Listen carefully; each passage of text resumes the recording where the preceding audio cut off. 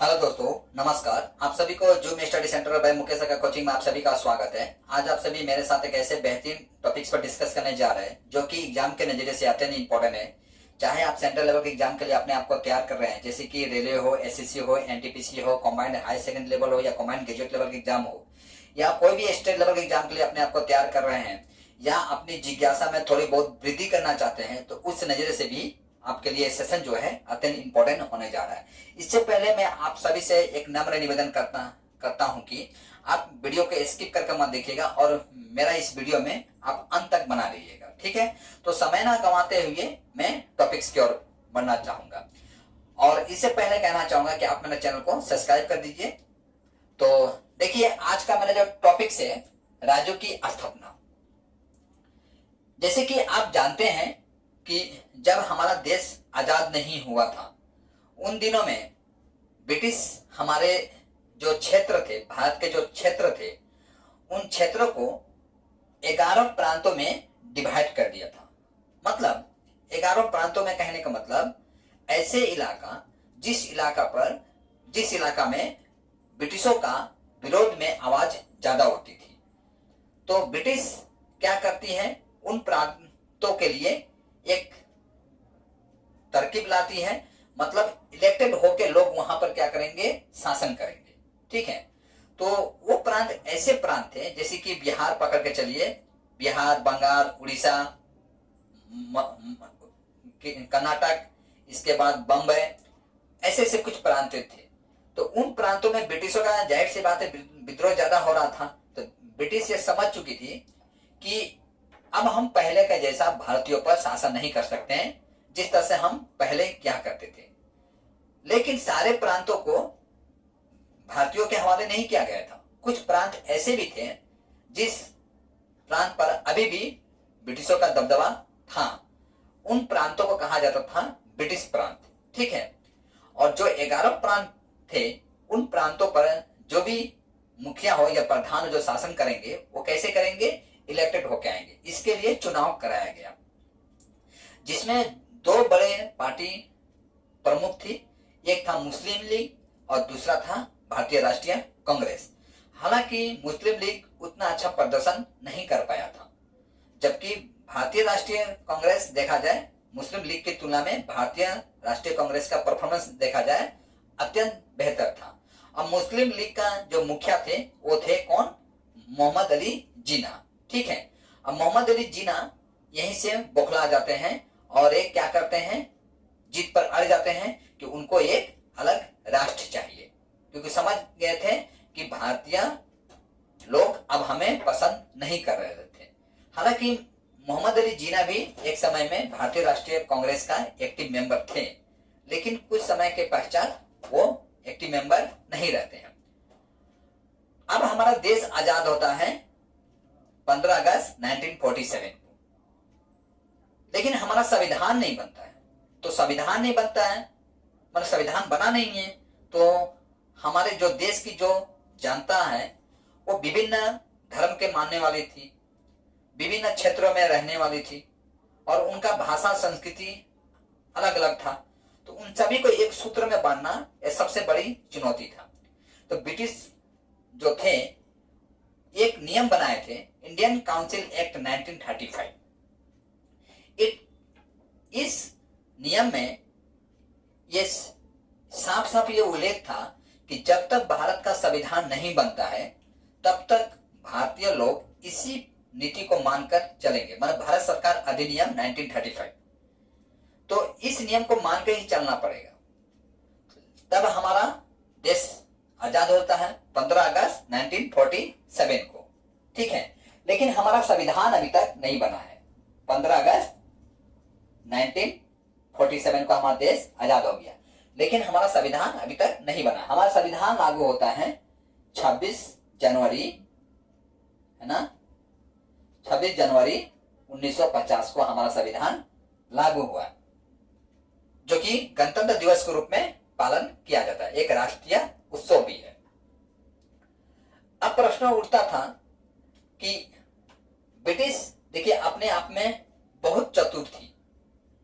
British कहीं ना कहीं भारत और पाकिस्तान का जो डिवाइड करना था उसमें एक्टिव रोल प्ले करती है।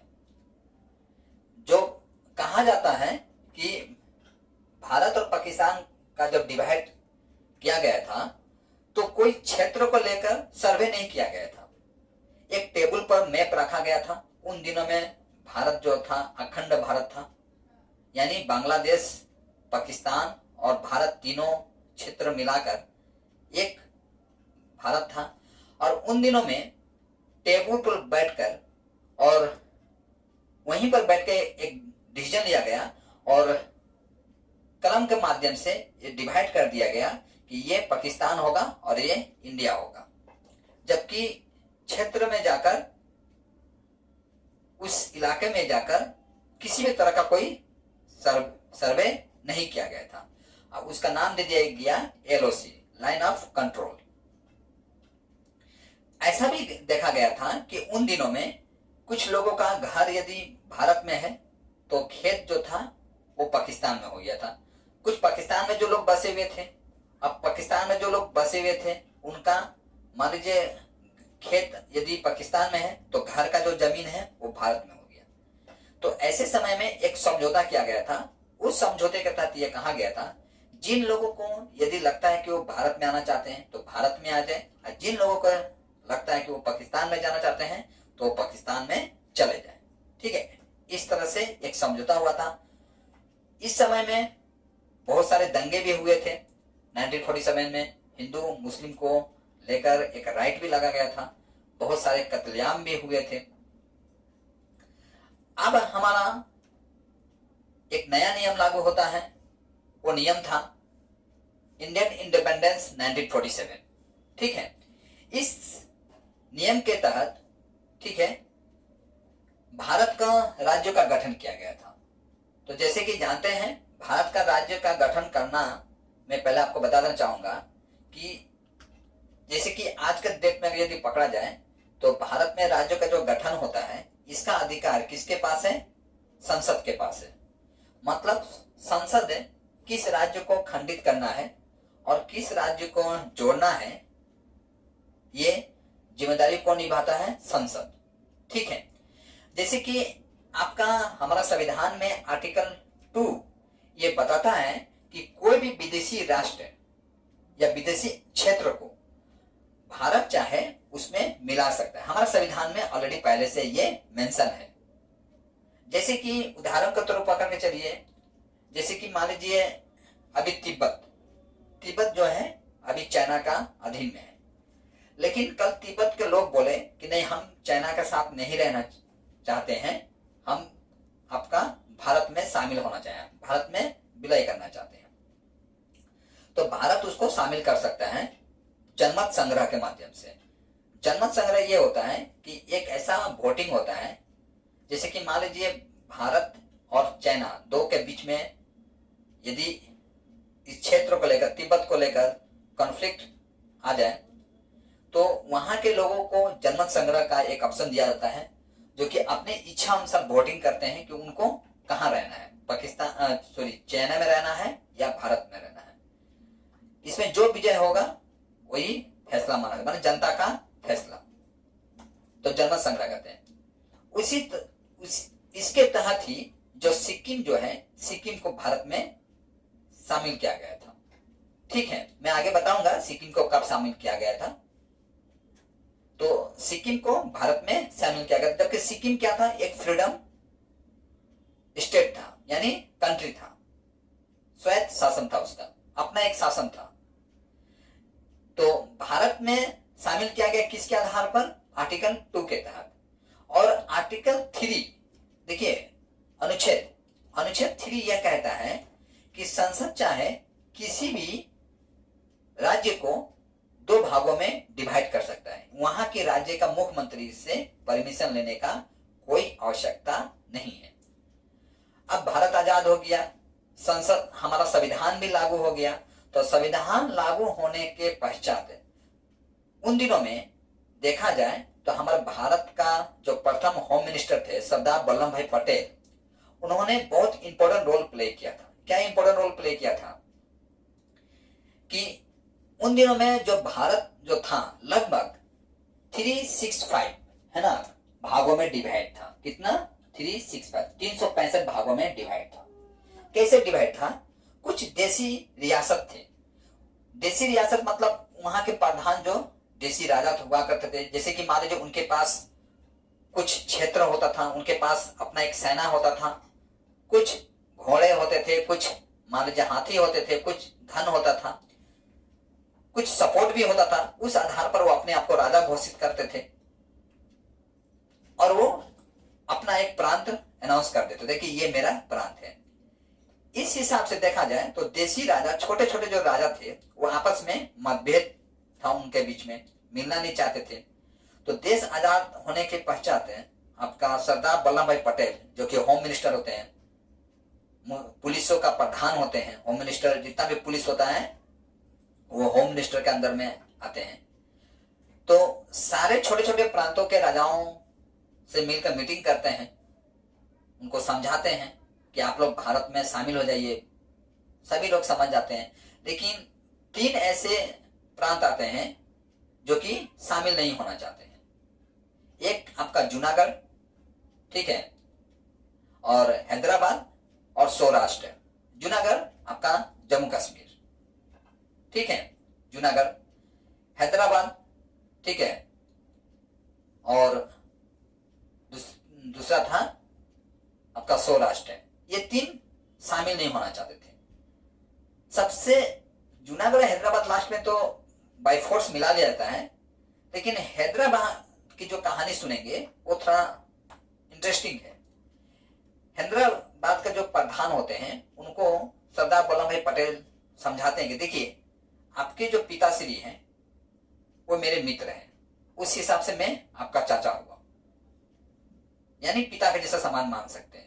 मैं एक चाचा के हिसाब से आपको समझा रहा हूं कि आप भारत में शामिल हो जाइए।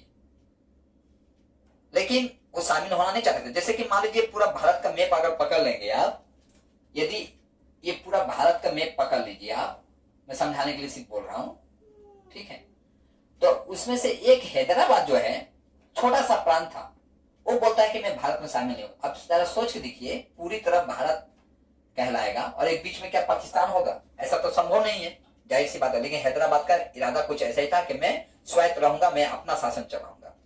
तो जाहिर सी बात है, सुरक्षा की नजर से सही नहीं था। तो सरदार वल्लभ भाई पटेल का बड़ा अजीब थे, वो टिट फॉर टैट जानते थे, मतलब जैसे को तैसा। वो पहले प्यार से समझाते थे, यदि कोई ना समझे तो उसके ऊपर बाय फोर्स तरीके से उसको अपने काबू में ले लेते थे। तो जो हैदराबाद के नवाब थे उनको साफ कहते हैं, यदि आप नहीं मानते हैं तो मुझे आपके सम्मुख एज ए होम मिनिस्टर की तरह पेश आना पड़ेगा। और ये जो भाषा था जो होम मिनिस्टर का, वो हैदराबाद का जो नवाब होते हैं उनको ये समझ में आ जाता है कि ये सरदार वल्लभ भाई पटेल क्या कहना चाहते हैं। अंततः वो शामिल भी हो जाते हैं। अब भारत में देखिए, उन दिनों में 14 राज्य बनता है और 6 केंद्र शासित प्रदेश बनता है। अब केंद्र शासित प्रदेश क्या होता है, पहले मैं ये समझा देना चाहूंगा कि भारत के सम्मुख कुछ छोटे छोटे द्वीप जैसे होते हैं जिन्हें राज्य का दर्जा प्राप्त नहीं होता है। मतलब राज्य होने के लिए एक सीमा चाहिए, आपके पास एक जनसंख्या चाहिए, एक उचित व्यवस्था चाहिए कि आप अपने राज्यों को चला सकते हैं। ऐसा तो नहीं कि सिर्फ भीख मांग के ही चलाएंगे या टैक्स, भारत सरकार, सेंट्रल सरकार आपको टैक्स देते रहे और आप सिर्फ चलाते रहिए और अपना दबदबा दिखाइए कि मैं यहाँ का प्रधान हूँ। ऐसा तो नहीं हो सकता है। तो कुछ टैक्स कलेक्ट करने का सुविधा भी होना चाहिए, वहां की रोजगार जो समस्या है उसका भी समाधान होना चाहिए। तो कुछ अच्छा नहीं था। तो ऐसे प्रांतों को यदि छोड़ दिया जाए तो जाहिर सी बात है उसको विदेशी जो कंट्री है उसको ऑक्युपाई कर लेगी, वह हमारे नजदीक आकर बैठ जाएगी। अब वहां पर नजदीक बैठकर यदि कोई सैन्य हरकत करे तो जाहिर सी बात है उससे भारत को नुकसान पहुंचेगा। तो हर देश ये काम करता है, उस हिसाब से भारत भी अपने सीमा से लगे लगे छोटे छोटे जो द्वीप हैं उस पर भारत का अपना दबदबा है, ठीक है। मतलब उसका सुरक्षा का दायित्व जो है भारत लेकर रखा है हर तरह से, चाहे आर्थिक हो, सामाजिक हो, क्षेत्रीय हो, चाहे सुरक्षा की नजर से देखा जाए किसी भी सेक्टर से। ऐसे प्रांत जो है वो डायरेक्ट केंद्र सरकार उसको हैंडल करती है। तो ऐसे 6 प्रांत थे, उन प्रांतों को केंद्र शासित प्रदेश का दर्जा दिया जाता है। तो उन दिनों में जब भारत आजाद हो जाता है, तो आजाद होने के पश्चात आपका 14 राज्य होते हैं और 6 जो होता है केंद्र शासित प्रदेश होते हैं। तो 14 राज्य कौन कौन थे मैं आपको पहले बता देना चाहूंगा। देखिए 14 राज्य थे केरल, उड़ीसा, मद्रास, मैसूर, पश्चिम बंगाल, असम, जम्मू कश्मीर, पंजाब, बिहार, उत्तर प्रदेश, बंबई, मध्य प्रदेश, राजस्थान और आंध्र प्रदेश। ये 14 राज्य थे उन दिनों में, ठीक है, 14 राज्य थे। और 6 आपका केंद्र शासित प्रदेश थे। केंद्र शासित प्रदेशों में यदि देखा जाए तो कौन कौन आता था? दिल्ली, मणिपुर, त्रिपुरा, अंडमान निकोबार, हिमाचल प्रदेश और लक्षद्वीप। हालांकि बाद में मणिपुर और त्रिपुरा को हटा लिया जाता है और हिमाचल प्रदेश को इसको पूरी तरह से राज्य की दर्जा प्राप्त होता है, ठीक है। तो इस हिसाब से यहां आपका राज्य का गठन हुआ। लेकिन मसला यहीं पर ठंडा नहीं होता है। अब मसला यह होता है कि अब यहां पर क्षेत्रीय भाषा या भाषा के आधार पर राज्य को मांग उठने लगती है, ठीक है। तो जाहिर सी बात है राज्य के जो राज्य बोलता हूं भाषा के आधार पर यदि राज्य को डिवाइड करता गया तो फिर से पूरी तरह से भारत जो है आपका 365 पार्ट में बढ़ जाएगा, क्योंकि हमारा 1652 प्रकार की भाषा हमारे भारत में बोली जाती है, ठीक है। और सरदार वल्लभ भाई पटेल बहुत परिश्रम से भारत के जो राज्य थे वो आपका 14 राज्य में डिवाइड किए हुए थे। और संविधान में यदि देखा जाए तो भारत क्या है? तो भारत क्या है? एक राज्यों का संघ है, मतलब कई राज्य आपस में मिले हुए हैं, उस सभी को एक साथ भारत कहा गया है। माने संघ मतलब समूह को ही, कई राज्यों का जो समूह है, समूह को ही भारत कहा गया है। जिस तरह से आप यूएसए का नाम सुनते हैं, यूनाइटेड स्टेट ऑफ अमेरिका, ठीक है। तो अमेरिका जो है, अमेरिका में जैसे कि जानते हैं आप फेडरल गवर्नमेंट है। फेडरल गवर्नमेंट क्या होता है? माने कई राज्य जो होते हैं आपस में मिल जाते हैं। उदाहरण के तौर पर मैं आपको समझाना चाहूं तो आप समझ लीजिए जैसे कि भारत में 28 राज्य हैं, ठीक है। 28 राज्य आपस में मिल गए, उसी को आप अमेरिका समझ लीजिए। थोड़ी देर के लिए समझने के लिए मैं आपको बता रहा हूं। तो अमेरिका में फेडरल गवर्नमेंट चलता है, मतलब फेडरल गवर्नमेंट कहने का मतलब कि वहां की जो जनता है एक समझौते के तहत अमेरिका क्या किया है, सभी को एकजुट बना लिया है, एक समूह बना लिया है, संयुक्त राज्य अमेरिका जो कि आप बोलते हैं उसे। सभी का झंडा अलग है, सभी का संविधान अलग है, सभी अपने देश की जो नीति मानते हैं वो अलग अलग है। हर स्टेट जो है अपना समस्या, हर कंट्री जो है अपना समस्या है खुद ही समाधान करता है। हम पर अमेरिका उसमें सबसे बड़ा है, अमेरिका उसमें सबसे बड़ा है। अमेरिका एज ए गार्जियन के तौर से सभी को लुक आफ्टर करता है, देख रेख करता है। लेकिन यदि कुछ प्रॉब्लम आए तो वो अपने समस्याओं का समाधान करने के लिए कहां जाएंगे? अमेरिका के पास ही जाएंगे। तो यूनाइटेड स्टेट ऑफ अमेरिका जो है एक दो कंट्री नहीं है, 50 कंट्री आपस में जुड़े हुए हैं, ठीक है। तो इस तरह से भारत में भी क्या हुआ? भारत में अब आपका आवाज उठने लगा भाषा के आधार पर, क्योंकि अमेरिका तो स्वाधीन हो चुका था, भारत के लोग जान चुके थे ये एकल नागरिकता अमेरिका के संविधान से ही लिया गया है। अब यहाँ के जो बुद्धिजीवी थे आपका भाषा के आधार पर क्षेत्र को डिमांड कर रहे थे, क्योंकि छोटे छोटे प्रांत के जो राजा थे, जाहिर सी बात है उनका जो पहले की जो सुख सुविधा मिली हुई थी अब वो सुख सुविधा से वंचित हो चुके थे। तो छिटपुट कहीं ना कहीं विद्रोह होता था, लेकिन सरदार वल्लभ भाई पटेल सबको ठंडा कर देते थे, ठीक है। अपने प्रशासनिक नीति इस तरह से थोपते थे उनके सर पर कि उनका दिमाग चकरिया जाता था, ठीक है।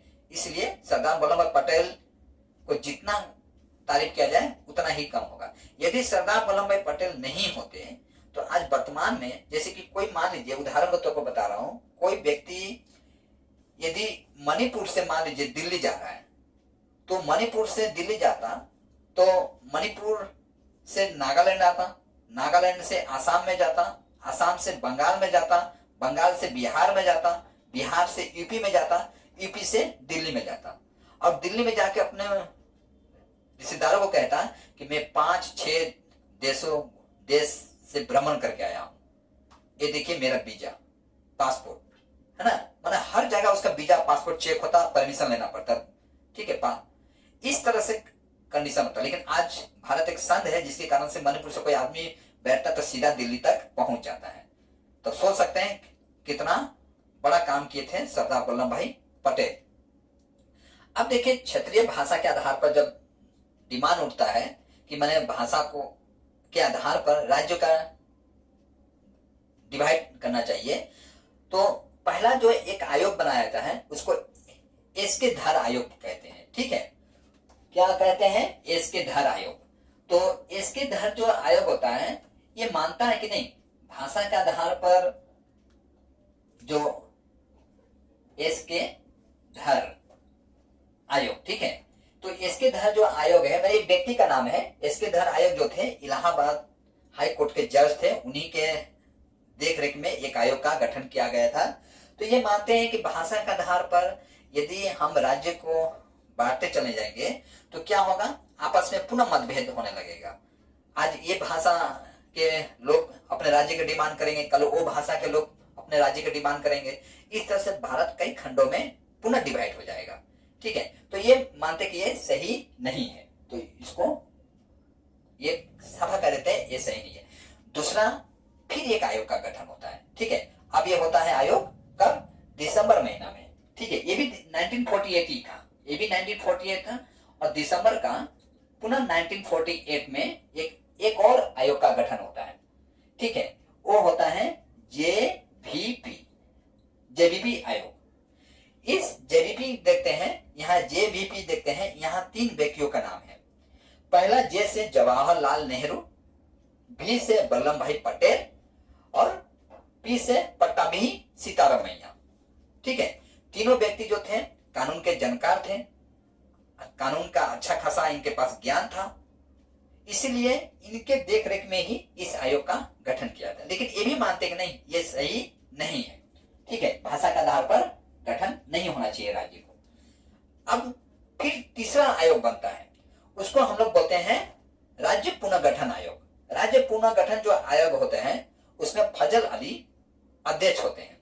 फजल अली के देखरेख में, ठीक है, फजल अली के देखरेख में इस आयोग का गठन किया जाता है, और ये मान लेते हैं कि ना राज्य के आधार पर, भाषा के आधार पर राज्य का गठन कर देना चाहिए।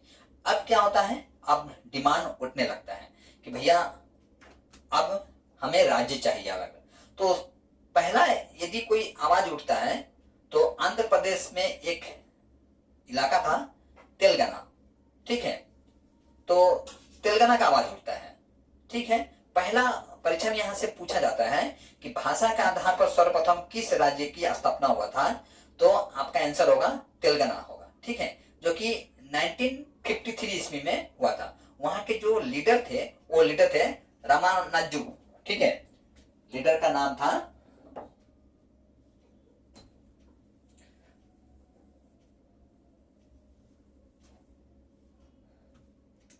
रामानाजू,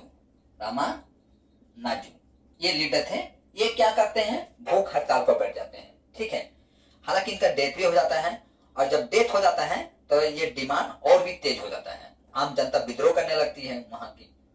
अब यहाँ पर जो कि तेलुगु भाषा आई थिंक बोले जाते हैं वहां पर, तो अब यहाँ पर डिमांड होने लगता है, और अंततः 1953 ईस्वी में तेलंगाना को एक नया राज्य का दर्जा प्राप्त हो जाता है। अब ये जब तेलंगाना को प्राप्त हो जाता है तो बाकी जो थे वो भी डिमांड करने लगते हैं कि भैया हमको भी चाहिए, ठीक है। अब क्या होता है, इस तरह से डिमांड धीरे धीरे बढ़ने लगता है। अब देखिए उस हिसाब से अब मैं आपको बताना चाहूंगा कि देखिए, तो गुजरात जो है पहला एक ऐसा राज्य बनता है, ठीक है। मैं ये देखिए यहाँ पे बता देना चाहूंगा आपको, गुजरात जो है ये बंबई का अंतर्गत में आता था। कहां, किसके अंतर्गत में, बंबई, ठीक है, बंबई का अंदर में आता था। इसका भी आवाज उठने लगता है कि भैया हमको एक अलग राज्य चाहिए। तो 1 मई 1960 ईस्वी में आपको ये गुजरात राज्य क्या होता है, बंबई से अलग हो जाता है, ठीक है। ये कितना नंबर स्टेट बनता है, 15 नंबर स्टेट बनता है। किस संशोधन के तहत? 16वां संशोधन। 16 संशोधन कहने का मतलब देखिए, मतलब थोड़ा संविधान में उलटफेर किया जाता है, मतलब अमेंडमेंट किया जाता है। ठीक है, आप हो सके तो संविधान का बुक पढ़ लीजिएगा, अच्छा रहेगा, या जानकारी के लिए एक किताब घर में रखते हैं तो अच्छा रहेगा। ठीक है, उसी तरह से नागालैंड, नागालैंड भी फिर डिमांड होता है। तो नागालैंड जो है, ये नागालैंड कहाँ रहता था, किस राज्य से अलग होता है? असम से। ये असम में ही था नागालैंड। ठीक है, असम से अलग होता है और 1 दिसंबर 1963 ईस्वी में ये जो कि 16वां राष्ट्र बनता है, 16वां राज्य बनता है। ठीक है, और कितने संशोधन के तहत? 13वां संशोधन के तहत। हरियाणा, हरियाणा किससे अलग होता है आपका? पंजाब से। पंजाब से अलग होकर यहाँ पे एक राज्य बनता है जो कि 1 नवंबर 1966 में। कितना नंबर राज्य बनता है? 17 नंबर। हिमाचल प्रदेश, ठीक है, ये हिमाचल प्रदेश जो है आपका उत्तराखंड से अलग होता है, जो कि 25 जनवरी 1971 में ये अलग होता है आपका। ठीक है, ये 8वां नंबर आपका राज्य बनता है। मेघालय, ये भी असम से अलग होता है। तो आप देख रहे हैं कि असम से कितने राज्य जो होता है वो अलग हो रहा है। उन दिनों में समझ लीजिए कि असम कितना बड़ा एक प्रांत था। ऐसे ही ब्रिटिश हिंदू मुस्लिम को एकता को डिवाइड करने के लिए पूर्वी बंगाल और पश्चिमी बंगाल नहीं बांटा था, जिसमें पूर्वी पश्चिमी बंगाल में आपका बिहार और उड़ीसा आता था, और पूर्वी बंगाल में असम और बंगाल आता था। ठीक है, ऐसे ही नहीं बांटा था क्योंकि असम का उन दिनों में जो प्रांत था वो बहुत बड़ा प्रांत था। तो मेघालय भी डिवाइड होता है। मणिपुर भी सेम कंडीशन होता है। मणिपुर में देखिए इसका भी आवाज उठने लगता है, भैया हमको भी चाहिए। तो 1972 में ये एक राज्य का, जबकि पहले मणिपुर जो था वो देख रहे हैं आप, मणिपुर केंद्र शासित प्रदेश था। ठीक है, मणिपुर पहले क्या था? केंद्र शासित प्रदेश। लेकिन अब इस मणिपुर पहले केंद्र शासित प्रदेश था, लेकिन अब इसको पुण्य राज्य का दर्जा मिला। ये लोग कहते हैं कि नहीं, हमको केंद्र, माने हम नहीं चाहते हैं कि मेरे ऊपर डायरेक्ट सेंटर इंटरफेयर करे। हम क्या चाहते हैं, जैसे कि मैं आपको बताया, केंद्र शासित प्रदेश कहने का मतलब सेंटर वहां की इंटरफेयर करता है, और गवर्नर जो होते हैं वो प्रधान होते हैं।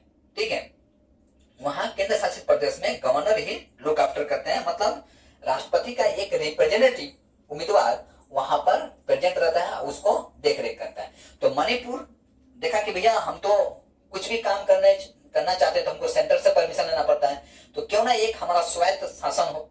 तो ये भी क्या करता है, डिमांड करने लगता है कि हमको एक अलग से राज्य का दर्जा प्राप्त होना चाहिए। यहाँ पे भी एक आंदोलन होने लगता है। तो 1972 में इसको एक अलग राज्य का दर्जा प्राप्त होता है।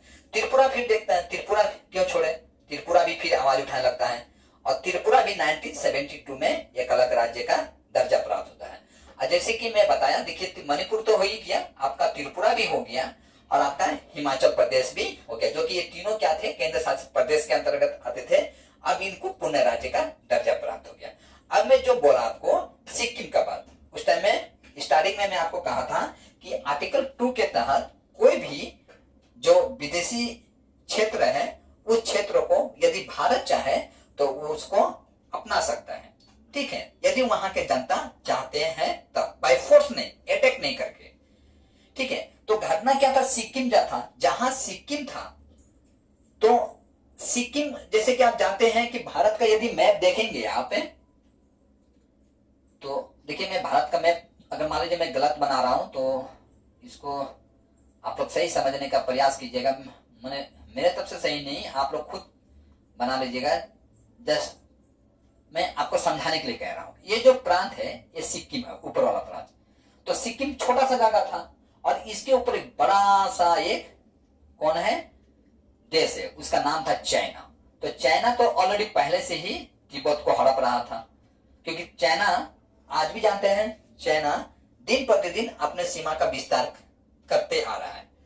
हालांकि चाइना जो है हमारे बाद आजाद हुआ है, हम 1947 में आजाद हुए हैं, लेकिन चाइना जो है 1949 में आजाद हुआ है। आपको जानकर हैरानी होगी कि चाइना जो है 1949 में आजाद होता है, लेकिन ये कम्युनल है, ठीक है, साम्यवादी विचारधारा को मानता है, जबकि हम लोग क्या है, गणतंत्र है। हालांकि स्टार्टिंग में ये भी गणतंत्र था, माने कागजी कलम में गणतंत्र है, लेकिन वर्तमान में गणतंत्र नाम का कोई चीज नहीं है, माने गन का कोई चीज नहीं चलता, माने जनता का कुछ भी नहीं चलता है। आप इतना न्यूज देखते होंगे, लेकिन चाइना का न्यूज बहुत कम देखते होंगे, नॉर्थ कोरिया का न्यूज बहुत कम देखते होंगे। ठीक है, जिस तरह से आप अमेरिका का न्यूज सुन लेते हैं, ब्रिटेन का न्यूज सुन लेते हैं, रशिया का न्यूज सुन लेते हैं, लेकिन चाइना का न्यूज नहीं सुनते होंगे। यहाँ तक कि कोरोना काल में भी जो लोग मरा था, उसका भी सही आंकड़ा चाइना नहीं दिया था।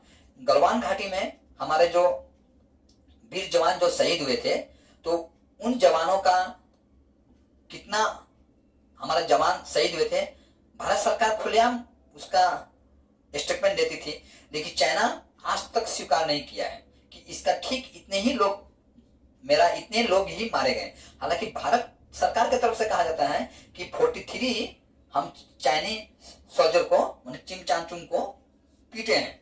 ठीक है, तो ये भारत सरकार का स्टेटमेंट है, लेकिन चाइना का नहीं, क्योंकि चाइना में मैंने फोर्स का काम करना एक हिसाब से देशभक्त नहीं। हमारे यहाँ पर जो फोर्स का काम किया जाता है, हमारे जो युवा हैं, हमारे जो युवा जो देश को सेवा करना चाहते हैं, या उनमें देशभक्ति का जुनून इतना होता है कि वो जाके कुछ भी कर जाने के लिए तैयार हो जाते हैं।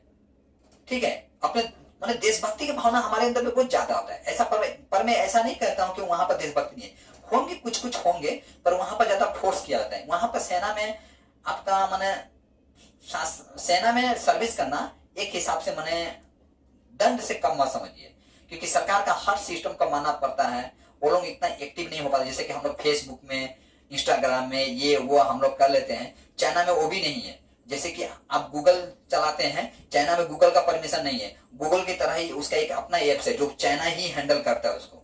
तो आप समझ सकते हैं कितना डिक्टेटरशिप है वहां पर। ठीक है, वो तो शुक्र मनाइए कि हम लोग भारत में है, ऐसे पावन धरती पे हैं जो कि हमें माने आजादी का हम लोग सांस लेते हैं। ठीक है, हमारी सरकार भी हमारे साथ कदम से कदम मिलाकर चलती है। सेना को कुछ भी होता है, सरकार तुरंत ही एक्शन में आ जाती है। और हम अपने जवान को कितना चाहते हैं, हमारी सरकार कितना चाहती है, ये तो आप हम खूब बढ़िया से जानते हैं।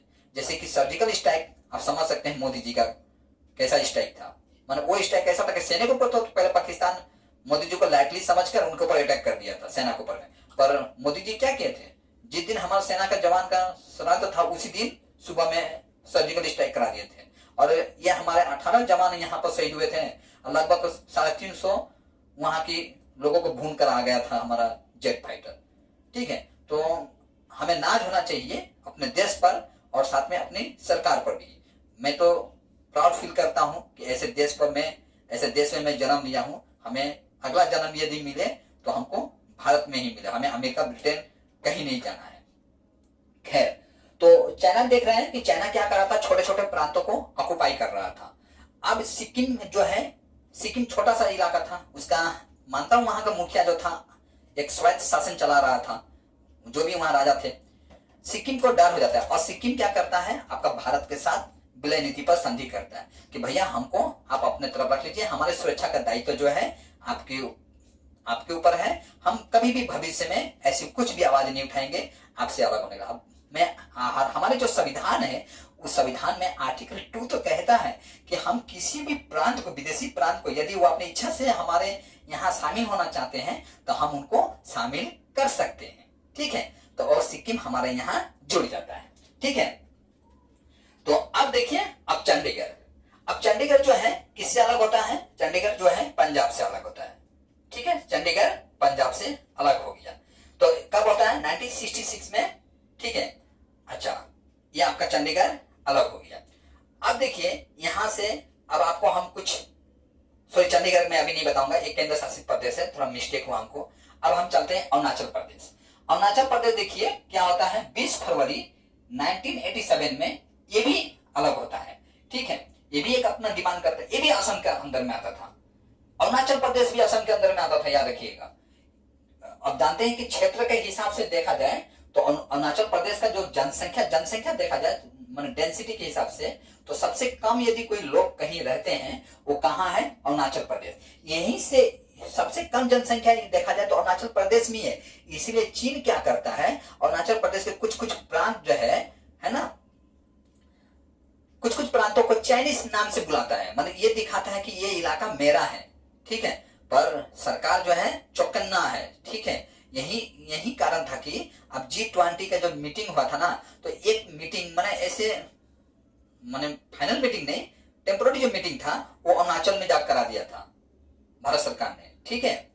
विदेश के सारे प्रतिनिधियों को लिया था और ले जाकर अरुणाचल के इलाका था वहां पर जाकर, जो कि वहां से चाइना का जो बॉर्डर है लगभग 200 मीटर के आसपास था। अब चीन बौखला गया था कि ये माने देखिए यहाँ पर कानूनी दाव पेच आ गया था।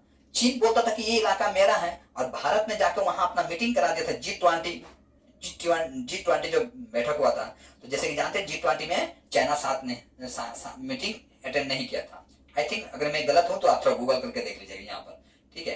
पर मुझे जहां तक लग रहा है कि G20 में चाइना शायद नहीं आया था। अब चाइना बौखला गया था इस जगह पर, क्योंकि चाइना कह रहा था कि ये मेरा इलाका है और भारत सरकार बोला था ये तो तेरा इलाका है, तो मैं कहां से आया। तो मैं देखो भारत में G20 का जो मीटिंग होना था कहाँ होना था, ये तो डिसाइड हो चुका था। G20 का जो मीटिंग होना था वो भारत में होना था, तो इसलिए भारत सरकार ने G20 का मीटिंग कहाँ करा दिया था, आपका अरुणाचल प्रदेश के, मतलब फाइनल मीटिंग नहीं, फाइनल मीटिंग तो दिल्ली में हुआ था, टेम्पोररी मीटिंग, ठीक है। जैसे फाइनल मीटिंग से पहले कुछ सिक्योरिटी मामलों को लेकर या कुछ इलाकों को लेकर या कुछ बेसिक मुद्दे को लेकर कुछ मीटिंग होता है, उस मीटिंग को भारत सरकार ने कहां करा दिया था, अरुणाचल में करा दिया था। इस तरह से चीन पूरी तरह से चिढ़ गया था, ठीक है।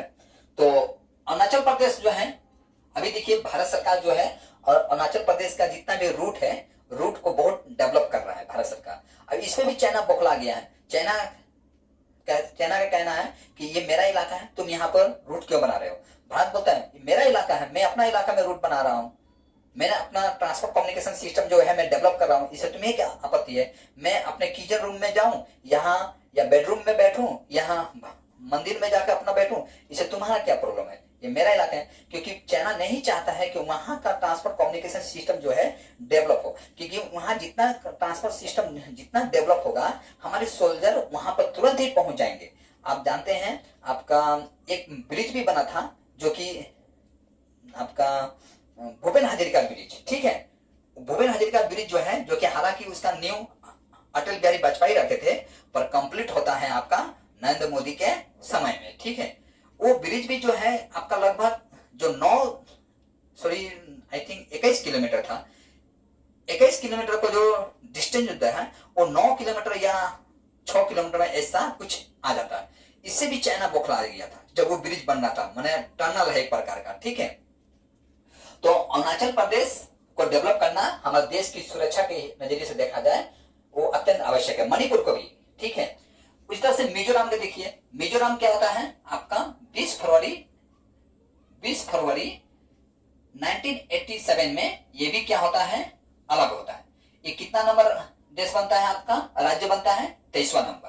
अरुणाचल प्रदेश 24वां नंबर। देखिए यहाँ से कॉम्पिटिटिव लेवल एग्जाम में यहाँ से पूछा जाता है, एक तो आपको राज्य को दे देगा, राज्य की स्थापना कब हुआ था, एमसीक्यू के तहत आपको कुछ ऑप्शन दे देगा, यहाँ पर आप लड़खड़ा जाएंगे, या पूछ देगा कि ये राज्य किससे अलग होकर बना है, तो यहाँ पर भी लड़खड़ाना स्वाभाविक बात है। अब गोवा देखिए, गोवा का इंटरेस्टिंग कहानी सुनिए। देश आजाद हो गया, ठीक है। देश आजाद होने के पश्चात भी जो पुर्तगाली जो थे, भारत में सर्वप्रथम पुर्तगाली आए थे, वास्को डी गामा 1948, ठीक है, पुर्तगाली थे वो, कालीकट में आए थे, केरल का कालीकट में, जो कि ये प्रांत कहा जाए, ये प्रांत, ठीक है, एकदम नीचे लो बटन जो भारत का है। तो वास्को डी गामा आए थे, पुर्तगाली भारत में पहले आए थे, व्यापार के लिए आए थे। हालांकि बाद में वो धर्म का प्रचार प्रसार भी करने लगे, मतलब पुर्तगाली लोग अपना धर्म का प्रचार प्रसार करने लगे। उस तरह से यूरोपियन लोग भी आए।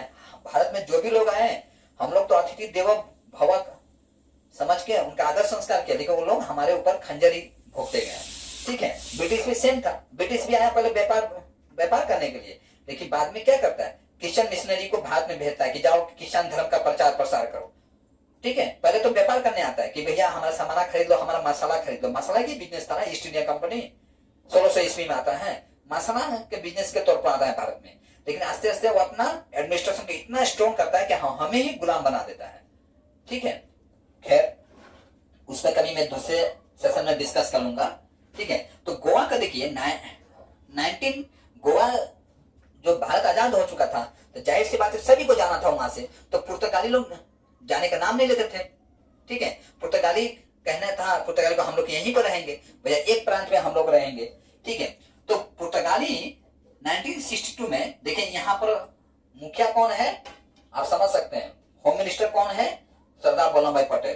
तो टेढ़ी आंगुल से घी निकालने उनको आता था। ठीक है, तो वहां पर 19 दिसंबर 1961 में जो सरदार वल्लभ भाई पटेल थे एक ऑपरेशन चलाते हैं। ठीक है, उस ऑपरेशन का नाम होता है विजय अभियान। विजय अभियान मतलब कहने का मतलब दे दनादन पुर्तगालियों को। ठीक है, भाग जाओ नहीं तो मारे जाओगे। ठीक है, कब चलता है ये 19 दिसंबर 1961 को ये एक अभियान चलाते हैं। इस अभियान के तहत वो लोग भाग जाते हैं। अब 1962 में मुझे कहा गया कि नहीं अब इसको हम राज्य का दर्जा नहीं देंगे, क्योंकि राज्य का दर्जा देंगे सिस्टम लड़खड़ाया हुआ है, इसको हम केंद्र शासित में रख देते हैं। 1962 में इसको केंद्र शासित प्रदेश बनाया गया, मतलब केंद्र पूरी तरह से इसको केंद्र का अंदर में केंद्र का देखरेख में ये चलेगा। ठीक है, 1962 में। और 1987 में इसको एक राज्य का पूर्ण राज्य का दर्जा प्राप्त होता है, जो कि 25वां नंबर यह राज्य बनता है। ठीक है, उस तरह से मध्य प्रदेश देखिए, मध्य प्रदेश ये भी 1 नवंबर 2000 ईस्वी में मध्य प्रदेश जो है ये भी एक राज्य का गठन करता है। ठीक है, ये 26वां नंबर आपका राज्य बनता है। उत्तराखंड, ठीक है, उत्तर प्रदेश से उत्तराखंड ये भी अलग हो जाता है। ठीक है, और एक ही 9 नवंबर 2000 ईस्वी में ये भी अलग होता है, किससे, यूपी से अलग हो जाता है। और ये 27वां नंबर क्या बनता है, राज्य बनता है। अब झारखंड भी कम नहीं था, झारखंड ये भी आवाज उठाता है, शिबू सोरेन। ठीक है, वो 15 नवंबर 2000 में ये क्या करता है, ये भी आवाज उठाता है कि हमको भी एक अलग राज्य चाहिए, और 28वां राज्य बन जाता है। इस हिसाब से आपको मैं 28 राज्य दिखा, अब मैं दिखाता हूं आपको केंद्र शासित प्रदेश। देखिए केंद्र शासित प्रदेश देखा जाए तो 1966 में चंडीगढ़ को केंद्र शासित प्रदेश का दर्जा प्राप्त होता है।